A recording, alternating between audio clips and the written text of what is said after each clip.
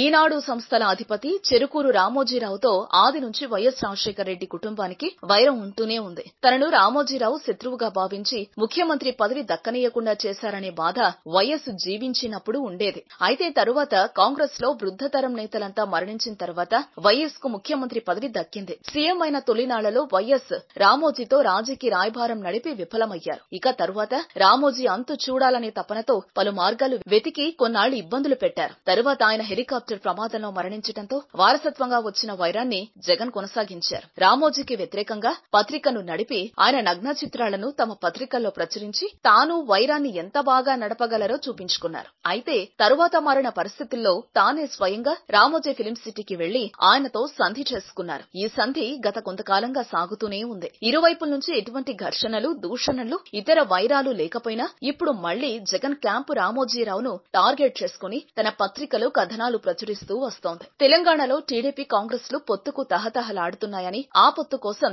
రామోజీరావు ప్రయత్నాలు చేస్తున్నారని ఇటీవలే సాక్షి పత్రికలో ప్రచురించారు. దీంతో రామోజీ, జగన్ల మధ్య వైరం కొనసాగుతూనే ఉందని స్పష్టమైంది. గతంలో రాజగురువు అంటూ పదే పదే చెప్పిన సాక్షి మళ్లీ అదే పదాన్ని ఉపయోగిస్తూ మళ్లీ కథనాలను ప్రచురిస్తోంది. తాజాగా బీజేపీ, టీడీపీల మధ్య సయోధ్యకు రాజగురువు ప్రయత్నాలు చేస్తున్నారని ఆ పత్రికల్లో కథనాలు ప్రచురిస్తోంది. పైగా పార్టీ నాయకులతో ఆ విషయం గురించి పత్రికా సమావేశాలు పెట్టి చెప్పిస్తోంది. దీంతో జగన్ మళ్లీ రామోజీతో వైరానికి సిద్ధం అవుతున్నారనే విషయం స్పష్టమవుతోంది. 2 ఏళ్ల కిందటే తాను రామోజీరావుతో పోరాడలేనని తెల్ల జెండా ఎత్తేసి సంధి చేసుకున్న జగన్ మళ్లీ రామోజీరావుతో ఎందుకు సున్నం పెట్టుకుంటున్నాడో ఎవరికీ అర్థం కావడం లేదు. తన సభలకు జనాలు వస్తూ ఉండటం చూసి తాను సీఎం నవుతానన్న భావనతోనే రామోజీతో వైరానికి జగన్ సిద్ధమవుతున్నారా అనే మాట రాజకీయ వర్గాల నుంచి వ్యక్తమవుతోంది. జనం వస్తే సీఎం అవరని గత ఎన్నికల సమయంలో తెలిసినా మళ్లీ సభలను చూసి ఆ పెద్ద మనిషితో జగన్ జగడం పెట్టుకుంటున్నారని, కీలకమైన సమయంలో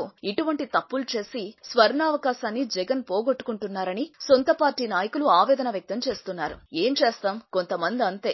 వార్తావాణి న్యూస్ ఛానల్ ఎప్పటికప్పుడు రాజకీయ, సినీ విశేషాలు, స్పోర్ట్స్ మరియు సాంకేతిక పరమైన మరెన్నో విషయాలను మన ముందుకు తెస్తుంది. మరింత సమాచారం కొరకు వార్తావాణి న్యూస్ ఛానల్ ని సబ్స్క్రైబ్ చేయండి.